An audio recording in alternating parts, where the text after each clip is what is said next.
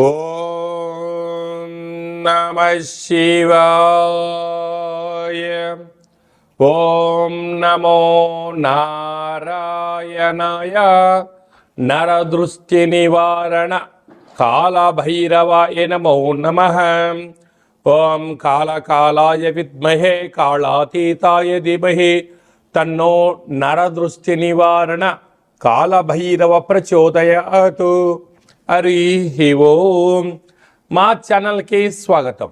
చూస్తున్న వీక్షకులకు, ప్రేక్షకులకు, ప్రియ కాళభైరవ భగవద్బంధులకి స్వాగతం పలుకుతూ, జ్యోతిష్య అభిమానులకు, సనాతన ధర్మ సంరక్షకులకు అందరికన్నా ముందుగా చైత్ర పూర్ణిమ శుభాకాంక్షలు. చైత్రమాసం అనగానే మనకు అందరికీ గుర్తొచ్చేది వేసవికాలం.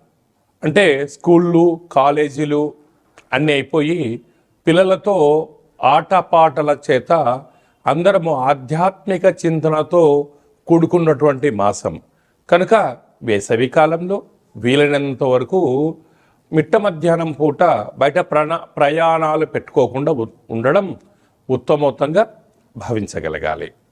1 ఏప్రిల్ నెల 2026 నుండి 15/4/2026 వరకు పుట్టినటువంటి వారందరికీ కూడా ముందస్తుగా జన్మదిన శుభాకాంక్షలు.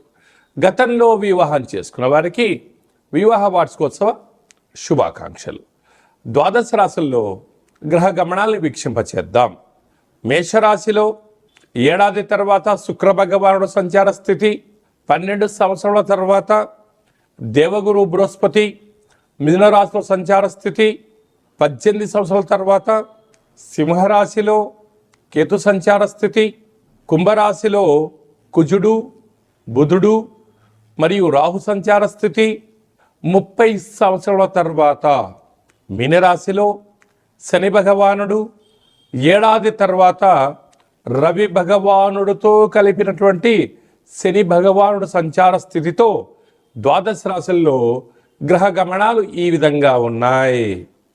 సింహరాశి వారికి ఏడాది తర్వాత రాశాధిపతి అయినటువంటి రవి భగవానుడు విశేషమైనటువంటి శని భగవానుతో అష్టమంలో సంచారం చేసినప్పుడు తస్మాత్ జాగ్రత్త అని చెప్పి జ్యోతిర్విజ్ఞానం తెలియచేస్తుంది.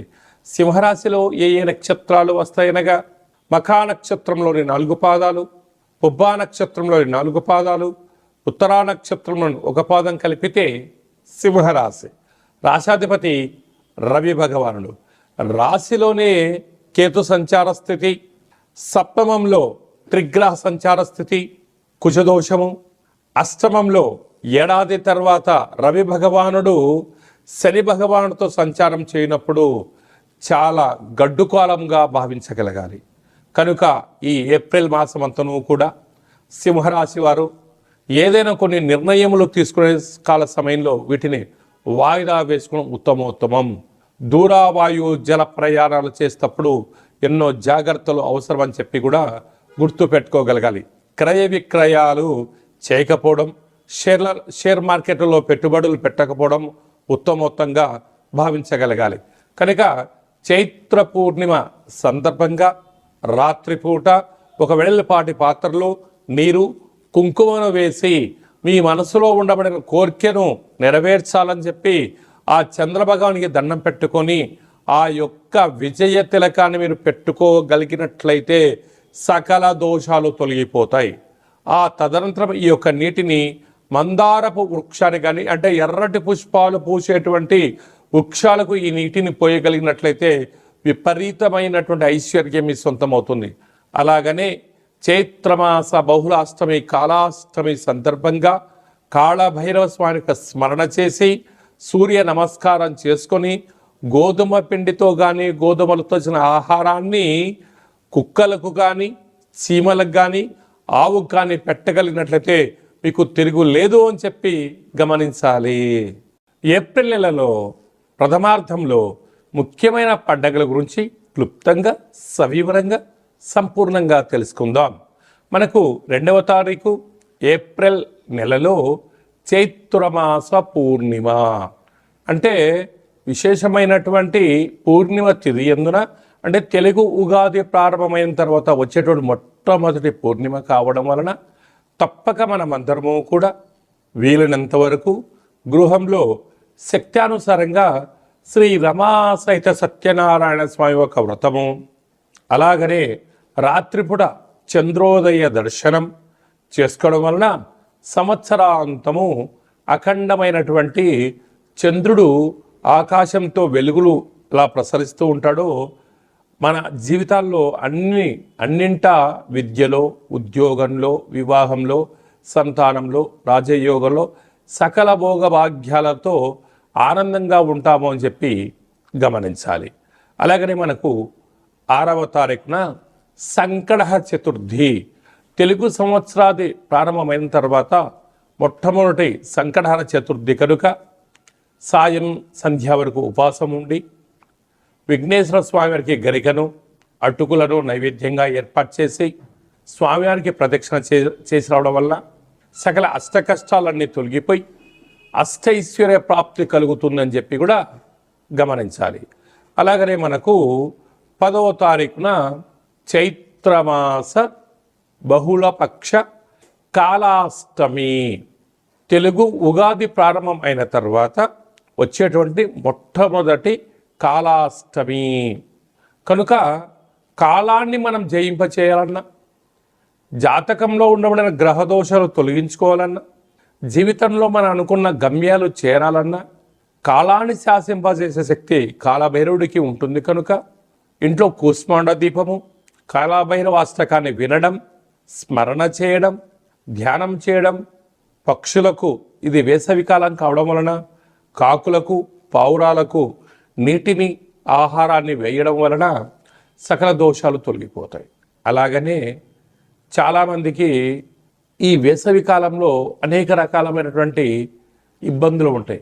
వీటిని అధిగమించగలగాలి అన్నట్లయితే తప్పక కాలాష్టమి తిథి యందున భైరవ స్వామికి స్మరణ, ధ్యానం అవసరం.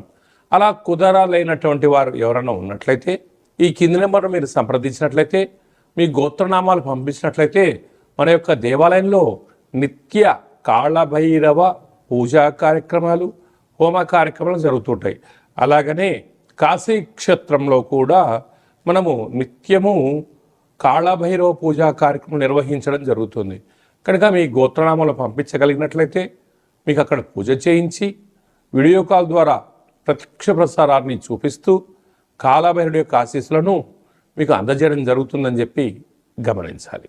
కనుక మీ యొక్క వ్యక్తిగత జాతకం తెలుసుకోవాలనుకుంటున్నారా?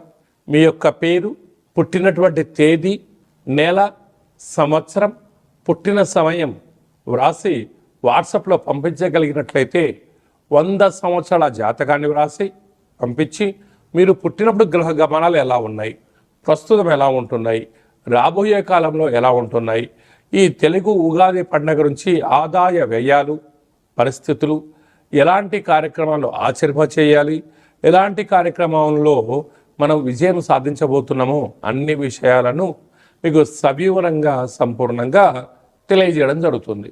డేటా బర్త్లు లేనటువంటి వారికి పేరు యొక్క మొదటి అక్షరాన్ని అనుసరిస్తూ రాశి స్థితిగతులను తెలియచేస్తూ రమణ శాస్త్రం ద్వారా అనగా గవ్వల ద్వారా కాళభైరవ ఉపాసన చేత భూత భవిష్యత్ వర్తమానాన్ని గవ్వల జ్యోతిష్యం ద్వారా తెలియజేయడం జరుగుతుంది.